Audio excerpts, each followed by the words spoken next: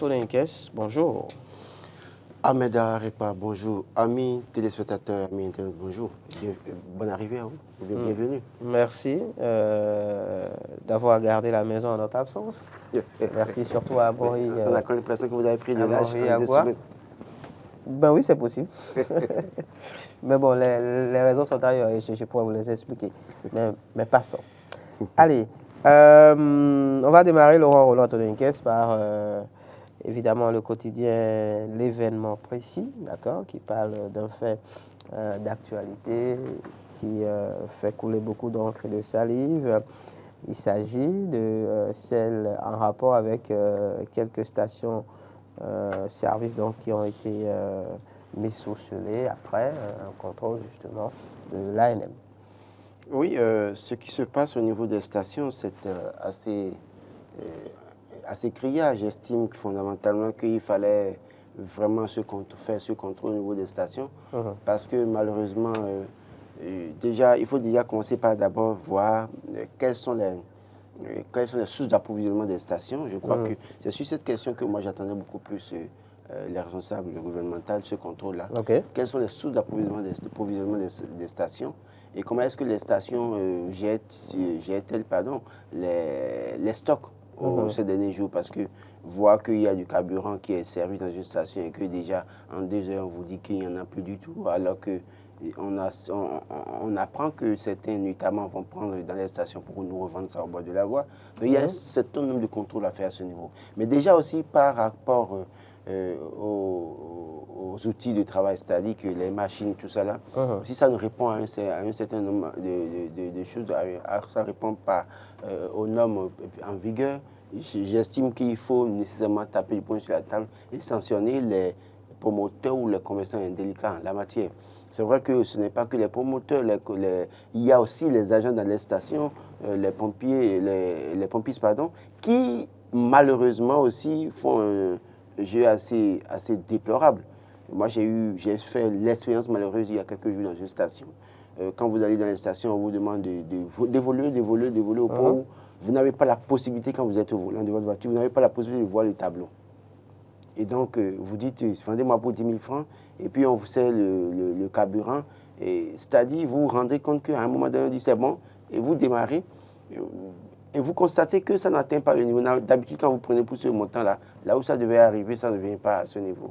Et donc, il y a ces agents aussi qui font ces pratiques-là dans les stations, qui empêchent de voir comment est-ce qu'ils vous vendent, tout ça là. Mais en même temps aussi, les promoteurs aussi qui mettent en place toute une stratégie pour gruger la population. Et je crois que ce contrôle vient à point nommé. Il faut taper du poing sur la table, il faut sanctionner les indélicats. Ce n'est pas que 3 stations qu'on va fermer. Si on fait un parcours bien Cotonou et qu'on parcourt bien Abomey-Calavi et environ, je suis persuadé qu'on trouvera une dizaine, en tout cas il y aura une bonne moisson de stations à fermer. Bon, le mieux pour moi, je ne recommande pas qu'on ferme parce que déjà on encourage les gens à aller dans les stations, il faut les sanctionner. Mais faire en sorte qu'ils changent cette station, bon, les promoteurs, je veux dire, changent au plus vite les machines qu'ils utilisent et qui ne répondent pas aux normes et de continuer à servir les populations. C'est très important. C'est important justement de servir les populations hein, quand on sait qu'on traverse une crise quand même rattachée au carburant, Laurent Roland Tolenkes, et l'essence d'ailleurs hein, qui est disponible de moins en moins dans les stations-service, malheureusement. Et d'ailleurs, il y a un quotidien qui sur le sujet, si j'arrive à retrouver évidemment la une du quotidien dont il s'agit, je pense que c'est celle-là. Oui, Info Matin, ça va s'afficher dans un instant. Pénurie et cherté du carburant, dit Payot. L'essence encore volée à la pompe. C'est ahurissant, à la limite. Oui, nous sommes... De se rendre compte que l'essence est chère. Et en plus, il y a certains qui se permettent de voler les contribuables. Non, c'est un peu ça. C'est-à-dire que partout, à tous les niveaux, les gens pensent que il faut toujours profiter des situations. Malheureusement, et c'est ce que nous subissons. C'est-à-dire que nous subissons déjà la situation avec le coût élevé de l'essence, c'est à 650. C'est vrai que comparé à d'autres pays, nous, on peut se réjouir parce que j'ai pu lire il y a quelques jours qu'au niveau du Congo, le prix de l'essence de contrebande, en tout cas, est à 10 000 francs congolais, ce qui équivaut à 2 500 francs le litre. Okay. Et donc, au niveau de la pompe, c'est 6 500, donc ce qui équivaut à environ 2 000 par là. Et donc, déjà, au moins, on peut se réjouir de ce qu'on a à 650, mais ce n'est pas une fin en soi, parce que j'estime que le gouvernement ferait mieux de contribuer, de travailler à subventionner davantage. Mais si les gens doivent nous voler encore au niveau des stations, il va falloir décourager ça. Il faut impérativement décourager ça. Et ces agents qui vendent l'essence, qui ne vendent pas la quantité suffisante aux clients et qui détournent le regard des clients, parce que parfois, ils vous détournent votre regard, comme je l'ai dit, ils vous disent d'aller devant les voilà. Vous n'avez pas la possibilité de voir le tableau. Le tableau en fait. Il faut surveiller ces agents aussi. Donc, la prochaine fois, l'astuce est simple, vous descendez. Oui, je veux descendre parce que le jour là, j'avoue que le jour là, j'ai eu très mal quand j'ai constaté qu'elle m'a eu. C'était même une dame. J'ai eu très mal quand j'ai constaté qu'elle m'a eu. Mais malheureusement, c'était déjà consommé, quoi, parce que j'avais plus la possibilité de venir contrôler quoi que ce soit. Bien sûr. Donc les gens doivent faire aussi très attention. Il y a que les promoteurs ont installé des machines qui ne répondent pas aux normes, mais il y a aussi que les agents dans les pompistes aussi sont des gens à surveiller de très très près. En tout cas, on parle pour le moment de 3 stations. D'ailleurs, je pense qu'il y a un quotidien qui donne les noms de ces 3 stations. Il y en aura une au niveau donc, de Cotonou, en face du commissariat central de Cotonou notamment. Puis il y en aura 2 autres sur le tronçon Godomé-Ouida, Godomé-Kwao, en tout cas aux encablures du cimetière PK14. Donc en tout cas, faisons attention et que les uns et les autres se mettent au pas. Je parlais évidemment des agents qui se trouvent au niveau de ces stations, ou en tout cas des structures qui gèrent ces stations. Laurent Roland, Tony, qui est intéressant dans notre fait d'actualité à présent, avec Dynamisme Info ce matin. Dynamisme Info qui parle bien d'opposition divisée, déchirée, avec des taupes en son sein, la rupture à un inimaginable secret. Laurent. Oui, moi quand j'ai lu ce titre de Dynamisme Info, j'ai souri parce que je suis persuadé que oui, quelque part, le journal a raison. Parce que quand on regarde comment les choses se passent depuis 2019 ou 2016, c'est qu'il y a que des gens sont certainement en mission parfois pour le pouvoir en place. Disons les choses telles qu'elles se présentent. J'estime que oui, ce n'est pas la rupture en réalité. Le véritable problème, c'est l'acteur politique béninois. L'acteur politique béninois poursuit-il un idéal ou bien il est là pour ses intérêts personnels. Et donc, aussi longtemps que vous aurez des gens qui n'ont pas un idéal, qui n'ont pas une conviction claire qu'ils défendent, souffrez que ces personnes soient manipulables au point de constituer des taupes pour créer la division au sein des regroupements politiques. Et quand vous regardez de 2016 à aujourd'hui, quand vous regardez les différents rendez-vous électoraux que nous avons connus, je ne vais pas citer des noms, mais je peux, en faisant mon analyse, identifier certaines personnes pour moi qui sont en réalité les problèmes, soit de l'opposition ou de la mouvance, mais je vais dire de l'opposition, qui ont contribué à beaucoup plus diviser l'opposition pour que l'opposition ne parle jamais d'une même voix. Et donc, il y a que ces personnes ne manquent pas dans un pays, parce qu'elles sont là, pour servir les intérêts du pouvoir en place ou bien servir les intérêts de nature politique. C'est de bonne guerre, c'est aux acteurs politiques d'être assez éveillés pour ne pas subir une telle situation. Parce que quand on vous a mordu une fois, vous ne devez plus permettre qu'on vous morde une seconde fois. Et donc, avec l'expérience que les opposants, toutes tendances confondues, que ce soit opposants de principe, opposants modérés, que ce soit opposants constructifs, voilà quelqu'un qui a dit dans ce pays qui est dans l'opposition constructive, mais finalement qui a disparu totalement des radars, on ne le voit même plus. Et voilà quelqu'un qui dit qu'il est opposant de principe, qui finalement s'est retrouvé, en tout cas, tel un caméléon, il a pu se métamorphoser rapidement pour se retrouver du côté de la mouvance. Et pourtant, il était à les élections en tant qu'opposant. Et donc, voilà quelqu'un qui est opposant aussi, opposant modéré, mais qui peut-être aujourd'hui, n'ayant plus le pouvoir d'antan, qui n'ayant plus de soutien peut-être, n'ayant pas d'élus lors des dernières élections, se retrouve maintenant, ou bien, je dirais, se réveille de son sommeil profond et se rend compte qu'en fait, il sait maintenant qu'il faut parler et c'est maintenant qu'il faut réagir et dénoncer. Donc, il y a toutes les sensibilités au sein de l'opposition béninoise et chacun, en ce qui les concerne, joue un rôle. Chacun, en ce qui les concerne, joue un rôle. Et ceux qui sont assez courageux, qui n'ont pas, qui se foutent pas mal de leur dignité, n'ont pas eu de gêne à se déclarer mouvanciers en même temps, en un laps de 2, 3, 4 mois, 6 mois.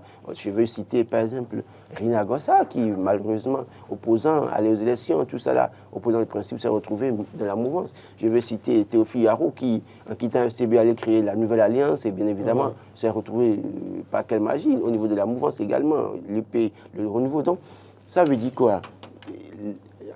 En fait, aussi longtemps que les acteurs politiques béninois n'auront pas de conviction, n'auront pas un idéal à défendre et que c'est leur intérêt qui serait en jeu, je crois que le pouvoir, tout pouvoir en place, réussirait à les utiliser comme des taux pour à diviser l'opposition. Et ce n'est pas que sous Patrice Talon. Sous Boni Yayi, il y a des gens aussi qui ont joué ce mauvais rôle à un moment donné et qui, je ne sais pas quelles sont les promesses qu'on leur fait, qu'est-ce qu'elles gagnent ces personnes pendant un moment, et puis ils sont prêts à renier même leur propre dignité, en tout cas, qui jouent le mauvais rôle parfois. De quand on dit ça aujourd'hui, on peut citer beaucoup de personnes qui sont retrouvées dans le mauvais rôle à chaque fois pour servir le pouvoir en place et essayer de diviser l'opposition. Bon, maintenant, si les opposants, ceux qui se disent opposants convaincus entre griffes de Patrice Talon, sont assez intelligents et assez matures, ils doivent comprendre que aujourd'hui, l'heure n'est pas à la grande mobilisation ou à l'adhésion de tout le monde, mais c'est de se concentrer. Mais là aussi, malheureusement, il y a encore parmi eux des taupes qui servent les intérêts de quelqu'un parce qu'ils ont aussi leur intérêt en jeu. Et donc, tout ce que dit le Parti des démocrates, ce n'est pas un idéal pour ces personnes. Ces personnes-là sont juste là pour suivre ce qui se passe, pour informer en temps réel peut-être l'autre camp. Y a-t-il une solution face à cela, selon vous, Laurent? Il n'y a aucune solution. La seule solution, c'est que nous ayons des hommes politiques de type nouveau, qui ont des convictions, qui savent qu'ils viennent en politique pour servir. C'est-à-dire aussi longtemps que nous allons voir la catégorie d'hommes politiques que nous avons et la catégorie d'hommes politiques jeunes que nous voyons, ceux qui en tout cas s'organisent maintenant pour dire qu'ils veulent représenter la jeunesse et que là aussi il y a des problèmes parce que la dernière situation avec le MPL. Justement, sur nos antennes, voilà, voilà, la dernière situation avec le MPL et ce que Kogoné a dit déjà de cette formation, dont il est l'initiateur, ça montre clairement qu'au fond, les gens ne défendent pas un idéal. Tout ce que les gens ont pu nous miroiter pour dire Patrice Talon est un mauvais, il faut le dégager, il faut faire ci. Au fond, c'est qu'ils font quelque chose pour se faire peut-être entendre par Patrice Talon, qui peut-être, par des personnes, peut-être les appelle pour négocier. C'est-à-dire que, quand vous regardez sous Boni Yayi, le schéma marchait très bien pour certaines personnes. C'est-à-dire, on se lève, on critique Boni Yayi une fois, deux fois, lui étant un peu sensible à certaines réactions, les appelle, les satisfait, et puis finalement, ils sont nommés, ils viennent dans la mouvance, ou parfois ils sont là, elles sont là, ces personnes, pardon, et puis on leur donne ce dont elles ont besoin, et elles jouent le mauvais rôle. Et ici maintenant, ce n'est plus flagrant comme sous Boni Yayi, mais en réalité, là, je crois que la pratique continue d'avoir cours dans la cité. C'est bien dommage, c'est bien dommage. Dynamisme Info, on reste avec le quotidien Laurent Roland Tononiquez. Clarification au sujet des sorties dans le pays. L'ancien président Thomas Boni Yayi, vous évoquiez son nom tout à l'heure, qui s'est expliqué par rapport à ces différentes sorties. Oui, je m'étais gardé de me prononcer sur cette sortie de Martin Asogba, mais malheureusement, j'en parle parce que j'ai compris. Moi, j'ai vu Martin Asogba dans un mauvais rôle quand il évoquait les sorties de Patrice Talon. De Thomas Boni Yayi. De Boni Yayi, quand il évoquait les sorties de Boni Yayi. Je vois que Martin Asogba était dans un mauvais rôle parce qu'il est acteur de la société civile. Un acteur de la société civile n'est pas un politique pour critiquer les faits d'un politique. Un acteur de la société essaie de mettre tout le monde dans la même balance et en réalité fait une observation assez neutre dans une certaine mesure. Est-ce que c'est parce que Martin Sogba, dans une certaine mesure, se retrouve au niveau d'une structure de l'État qu'en fait, il se découvre les carrures de nature politique, comment vous appelez Vous voulez parler d'aptitude, c'est ça? Oui, les aptitudes d'un politique au point de critiquer les sorties d'un ancien président de la République. J'estime que chacun doit rester dans son couloir. Oui, Boni Yayi a été président de la République et peut-être qu'il n'a pas encore cerné l'enjeu, n'a pas compris qu'il n'est plus au pouvoir. Peut-être que tout le temps, parce que sous son règne, on a vu qu'il bougeait beaucoup. Quelqu'un qui a bougé beaucoup pendant 10 ans, ça va être difficile pour lui de se calmer quelque part et de rester silencieux pendant 1 mois, 2 mois, 3 mois sans qu'on ne parle de lui. Donc, Martin Sogba ferait mieux d'oublier Boni Yayi de faire son travail parce que aussi longtemps que nous serons là, aussi longtemps que Boni Yayi vivra, personne ne peut l'empêcher de se promener au Bénin, en tout cas de circuler au Bénin et d'aller où il veut et de faire ce qu'il veut, pourvu que cela n'enfreigne pas les règles de la République. Le reste, laissez le monsieur faire ce qu'il a envie de faire. S'il ne pose aucun acte contraire à l'intégrité de notre pays, à la paix sociale, qui menace la paix sociale, pourquoi est-ce qu'on veut s'acharner?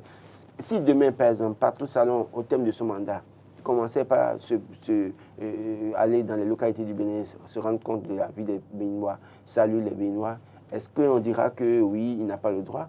Il a bien le droit. C'est pas parce que Mathieu Kékou, ayant fini de pouvoir, ayant fini, c'est aller se ranger quelque part, ne soit pas. C'est sa personnalité à lui, Patrice et Mathieu Kékou. Et la personnalité de Boni Yayi, ce n'est pas la personnalité de Patrice Talon. On a vu Patrice Boni Yayi tout le temps dans son hélicoptère, survoler les Béninois. Patrice Talon aujourd'hui, ce n'est pas le même schéma. Donc, on ne peut pas empêcher quelqu'un de jouir de sa liberté en réalité. En fait, se prononcer de cette manière et critiquer les sorties de Boni Yayi, c'est en fait enfreindre aux libertés fondamentales. Il est acteur de la société civile, Martin Sogba. Il travaille pour la liberté des personnes dans le pays. Il a toujours défendu ça toute sa vie. Laissez Boni Yayi faire sa vie. Parlons de quelqu'un d'autre, sinon d'un autre groupe de personnes qu'on pourrait empêcher vraisemblablement de continuer à travailler. Laurent Roland Tonnerre-Nicaise, allant à la Cour constitutionnelle. Nouvelle mandature de la Cour constitutionnelle, donc ça donne déjà à penser à la continuité selon Dynamisme Info. Oui, non, en fait, la dernière décision de la Cour constitutionnelle font que les gens peuvent penser que c'est la continuité. Oui. Bon, moi, je ne vais pas peut-être m'attarder sur cette première décision un peu pro de la Cour constitutionnelle. De toute façon, on pourrait s'y attendre. On pourrait s'y attendre, je le disais la semaine dernière, pour moi.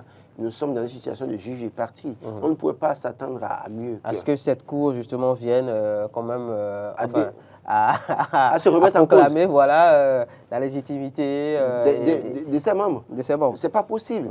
Je l'ai dit et je le redis ce matin, nous sommes dans une situation de griffe juge et partie.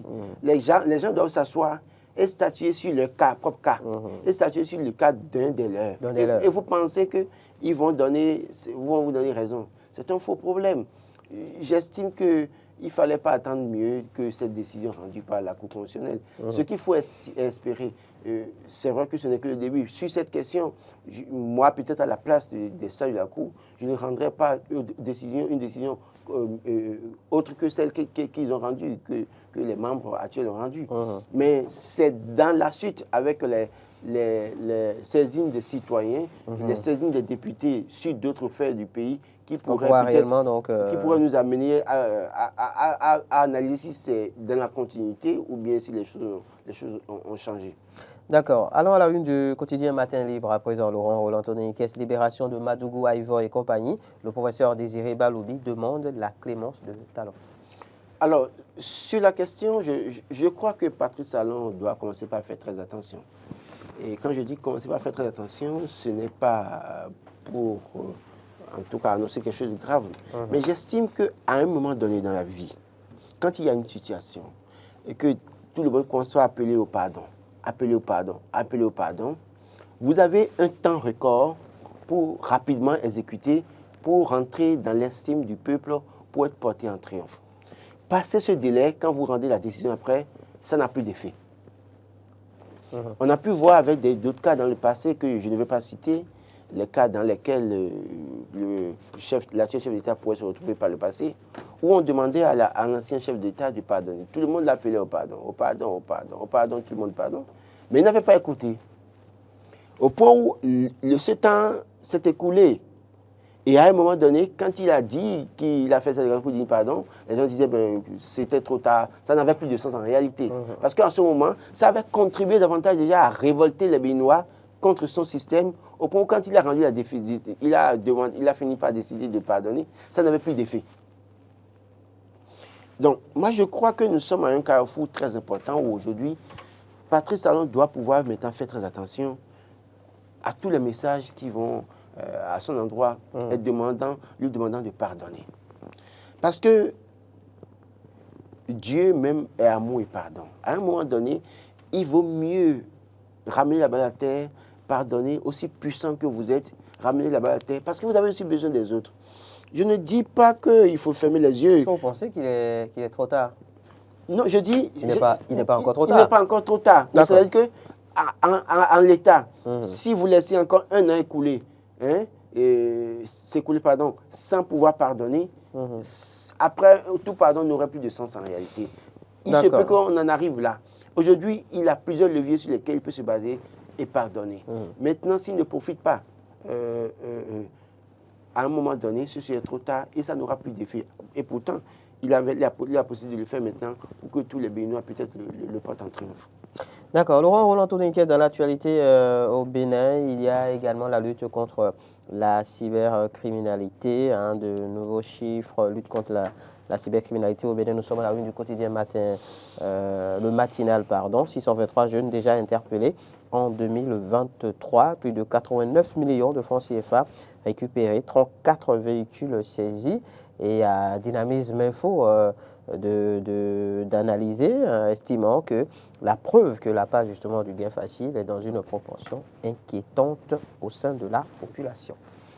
Oui, au sein de la population, tout le monde malheureusement s'oriente vers le gain facile. Tout le monde s'oriente vers le gain facile. On ne veut plus faire beaucoup d'efforts, mais on veut gagner beaucoup d'argent. Et c'est ça qui a été l'élément déclencheur et motivateur de la cybercriminalité dans notre pays. Un peu d'effort sur un ordinateur et vous êtes millionnaire. Et ça, c'était au vu de tout le monde. Et ça prend des proportions. Ce n'est même pas que ça, parce qu'il y a bien d'autres pratiques dans le pays aujourd'hui qui montrent clairement que les gens sont orientés vers le gain facile. Et il faille maintenant vraiment corser les sanctions et aussi travailler à éduquer nos jeunes sœurs, jeunes frères qui sont encore dans les universités, dans les écoles. Parce que il faut pouvoir arrêter la CNI aujourd'hui. On est en train d'arrêter des gens, mais en même temps, ceux qui viennent après ces personnes. Qu'est-ce que nous faisons de ces personnes, de ces enfants? Surtout quand on apprend par exemple qu'il y en a qui, bien qu'étant justement en détention, continuent avec la pratique. Oui, c'est ce que je dis, c'est-à-dire, j'ai expliqué un truc il y a quelques jours ici, c'est-à-dire, vous imaginez, le type est le seul, il est cybercriminel, il a le soutien de sa famille, il n'a plus personne pour l'aider. Depuis qu'il est en prison, toute la famille est à l'agonie. Toute la famille est en difficulté, et lui-même, il n'a pas de soutien, personne ne lui apporte quoi que ce soit en prison, il est en difficulté. Quand c'est comme ça, il peut toujours avoir envie de le faire. Et c'est ça qui fait que peut-être des gens parmi eux en prison vont continuer à le faire si on ne met pas des mesures pour les contrôler et les empêcher de le faire. Et j'estime qu'il faut davantage trouver une porte de sortie, c'est-à-dire, pendant que ces jeunes sont en prison, qu'est-ce que nous en faisons? La reconversion, formation, reconversion, rééducation. Et qu'est-ce qu'on fait pour que ceux qui sont dehors, justement, qui ne pratiquent pas encore la cybercriminalité... Ceux qui sont dehors, oui. Il faut davantage maintenant passer dans les collèges, les universités, la sensibilisation et maintenant exposer en fait les différentes sanctions en la matière. C'est-à-dire que quand vous demandez, vous allez dans un collège ou dans une université, vous dites à un jeune, si tu fais ça, voilà, tu encours 15 ans, 20 ans de prison.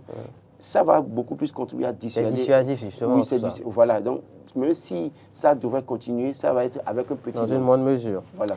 Allez, arrêt de la Cour des droits de l'homme de Strasbourg. Nous sommes à la une du quotidien béninois libéré. Il n'y a pas de droit au mariage homosexuel. Que dit le pasteur sur le sujet? Mais je suis formel là-dessus. Il n'y a pas de mariage entre L'aspirant hommes. pasteur. Non, il n'y a pas de mariage entre hommes et femmes. Il n'y a pas de mariage entre femmes et hommes et femmes et femmes. Dieu a créé l'homme. Et Dieu a demandé a voulu créer un complément pour la femme. A pris une côte de l'homme, a créé la femme, s'est s'opposer. Et quand Adam s'est réveillé de son sommeil, il dit os de mon os, chair de ma chair. D'accord? On n'a pas dit que Dieu. C'est dans quel livre ça? C'est dans Genèse, pardon. D'accord. On n'a pas dit Dieu a créé un autre homme. Dieu a créé la femme. On n'a pas dit Dieu créa l'homme, un autre homme. La femme s'est opposée. Et le mariage a été célébré par Dieu. Parce qu'en créant l'homme, voyant que l'homme est seul, voulant créer un complément pour l'homme, n'a pas créé un homme. Il est allé créer une femme. Et c'est là qu'il y a eu le premier mariage divin. Pourquoi est-ce que Jésus voulait changer les normes et dit que deux hommes peuvent se mettre ensemble, deux femmes peuvent se mettre ensemble, avec toutes les conséquences qui accompagnent? Dans aucune culture africaine, cela n'est toléré. Même en Europe aussi, c'est parce qu'il y a un groupe qui fait la promotion de cette pratique. Et je crois que la Cour des droits de l'homme de Strasbourg fait bien, surtout avec les juges qui décident, qui enfin sortent de leur mutisme en disant clairement que ce n'est pas possible, que les gens comprennent. De toute façon, les gens sont libres de vivre leur vie.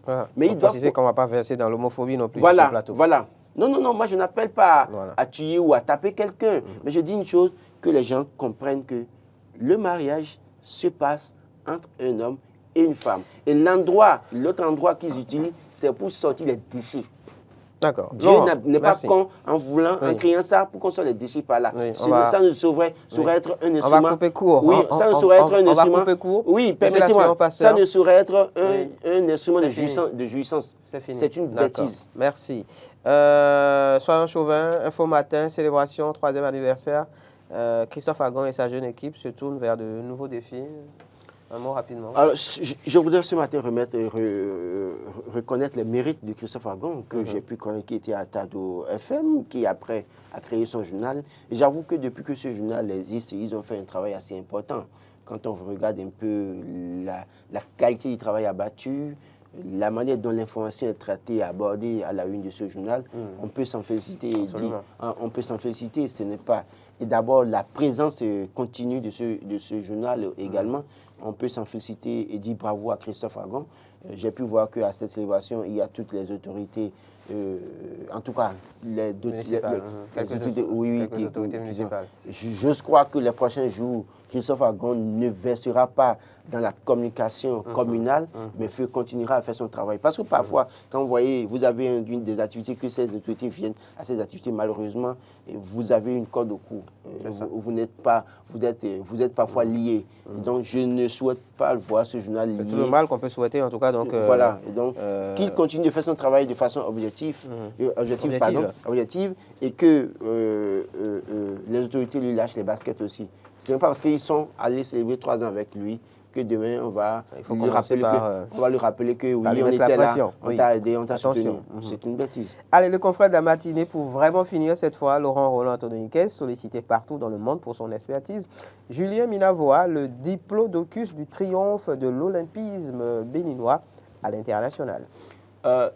Julien Minavoa, quand j'étais encore journaliste sportif, c'est un monsieur que j'ai beaucoup observé.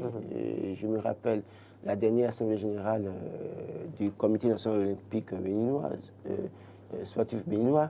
J'ai pu voir dans quelles conditions il avait été réélu. J'ai vu que c'est un monsieur assez dense, assez compétent.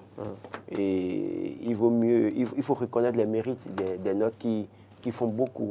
Et je voudrais ce matin aussi, comme le confrère de la matinée, rendre hommage à ce monsieur qui fait beaucoup pour le sport olympique au Bénin. Et souhaitons qu'il continue d'avoir les moyens de le faire. Parce que, d'ailleurs, et c'est parce qu'il fait bien que, comme c'est écrit, il y a beaucoup de pays qui le sollicitent. D'ailleurs, même quand il y a des assemblées générales dans ces pays, ou bien il y a des problèmes dans ce pays, il est souvent sollicité pour jouer le rôle de médiateur. C'est à saluer. Merci à vous, Laurent Roland Antoniniquez.